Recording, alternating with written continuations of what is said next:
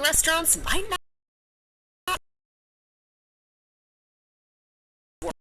Whether you love or hate this neighborhood grill and bar, you can't deny that it was at one time one of the most popular destinations in the sit-down chain restaurant scene.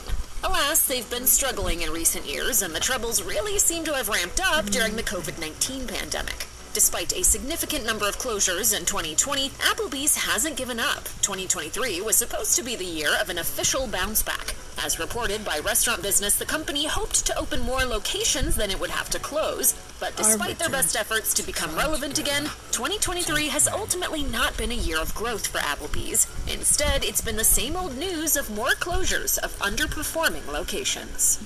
With its sports bar environment, Buffalo Wild Wings has been serving up plenty of beer and chicken to its enthusiastic guests since 1982. However, a grim shadow has recently been cast over the future of this chain. Recently, Buffalo Wild Wings was criticized for serving wings to its customers that weren't actually wings. The company was even taken to court over the issue. They admitted to using chicken breast prepared and fried in such a way to make it look like boneless chicken wings, instead of using actual bird wings. If this weren't nefarious enough, the company took another hit in 2023 when it pulled all of its remaining locations out of Canada due to poor sales. These closures seem to have occurred one by one over a long period of time, leading us to wonder what might be in the works for Buffalo Wild Wings in 2024. If the underperformance and dishonest actions are any indication, the future might just be a little less wild and less wing-filled. You didn't like it. No.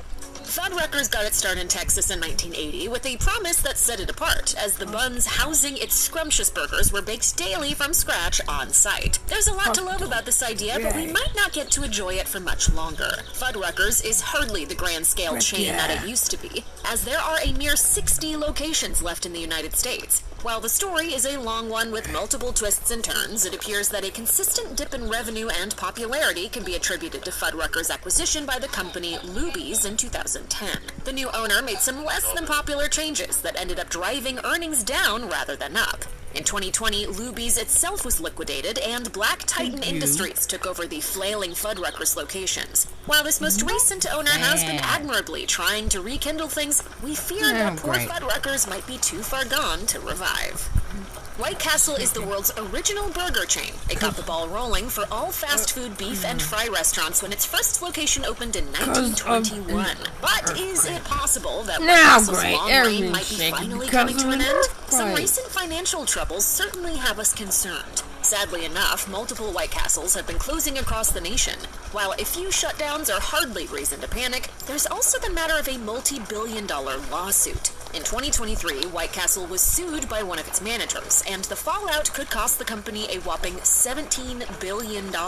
In February, a White Castle in Illinois was found to have breached state laws regarding digital identification systems. The employees had been using a technology for 10 years that failed to ask whether or not it was okay that their personal information, in this case their fingerprints, was being assessed via a third-party verification platform.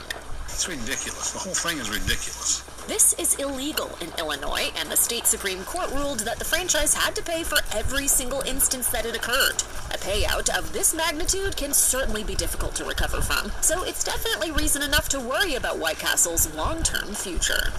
Originally known as Boston Chicken, Boston Market has been on the decline for years, and things certainly haven't improved much in 2023. There are currently about 310 locations in the U.S. While that might not sound too concerning, if you take a look at the bigger picture, some major issues begin to become clear.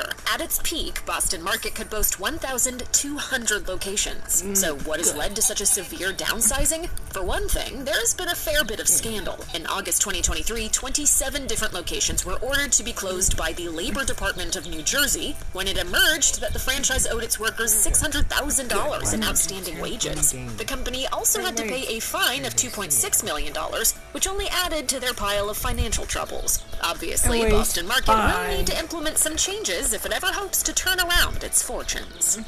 There's nothing quite like filing for bankruptcy to signal the beginning of the end for a restaurant chain.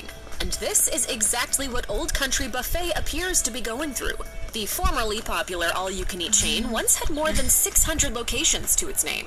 But as of 2023, they're down to a mere 13, many or all of which appear to be standing but not actually operating. What could be to blame for this downfall?